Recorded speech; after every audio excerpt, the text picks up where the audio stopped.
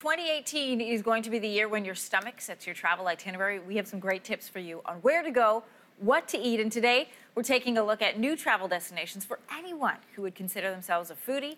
To help us do that, Jennifer Weatherhead Harrington from Travel and Style magazine is our guest this morning. Welcome. Thank you. I am one of those people, I don't consider myself a foodie, but when I travel, I like to sit down and enjoy a good local meal. A lot of people plan their travels around food, and let's face it, no one wants to be hangry when they're traveling either. No, this is true. No. Or running around looking for something you could get from home. Exactly. All right, so you've put together this great list for us, starting with Guadalajara, Mexico. Yes, Guadalajara is the new Mexico City when it comes to Mexican food. It's a really cool, vibrant city, great food scene.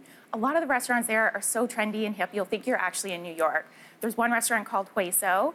It's all white, beautiful. Communal tables. The walls are decorated in bones. It's family style, which is a little bit different for Mexican food. Super trendy, great for Instagram photos.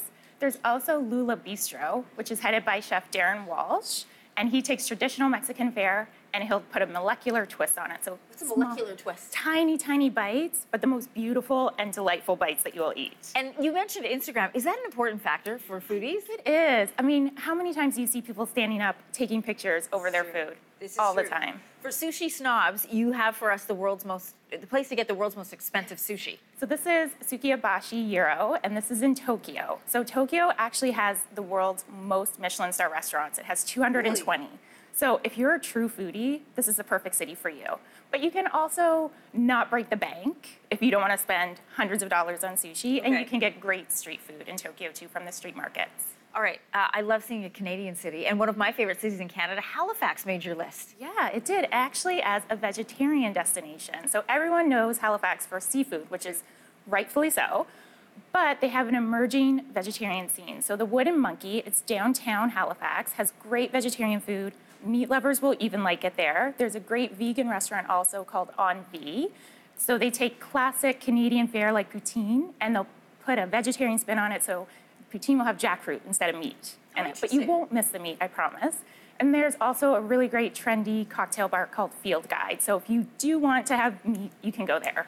It sounds like you've given us great options. Okay, Washington, D.C., you know, all the focus is there for politics right now. People go to attend the museums, but you're saying it's a great place for foodies too. It is. It's a perfect weekend foodie getaway. Any political hub has great food from all over the world, and Washington, D.C. has that. So if you go to the trendy Logan Circle area, there's a restaurant there called Compass Rose, and their menu, it's fairly small, but every single dish is from a different part of the world. Oh, neat. So that's really cool. If you want to do something a little more all-American, there's a place called Ben's Chili Bowl. Super laid back, really chilled out. Every celebrity, even Obama, goes there.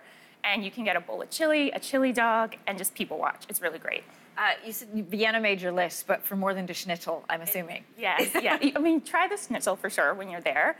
But they also have one of the few vegetarian Michelin star restaurants in downtown Vienna. Vegetarian Michelin star restaurant. Yes, yeah. So this is vegetarian food taken to a completely different level.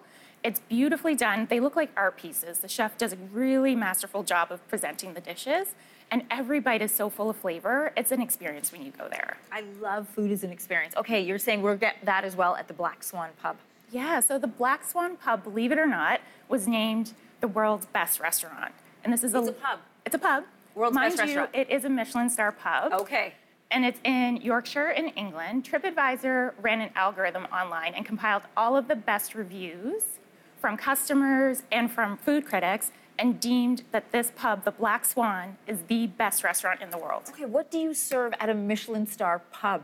So everything is locally sourced. So you're gonna get traditional British fare, but everything is and mash and things like that. but on a very high-end scale. So, and everything comes locally from their community or their farm, the family farm. I feel like that's a place where I'd love to land. Yeah, you need a 3-month booking time though. It Really? books up really quickly, at least 3 months in advance. So you're not running down to the pub at 4 o'clock? No. All right.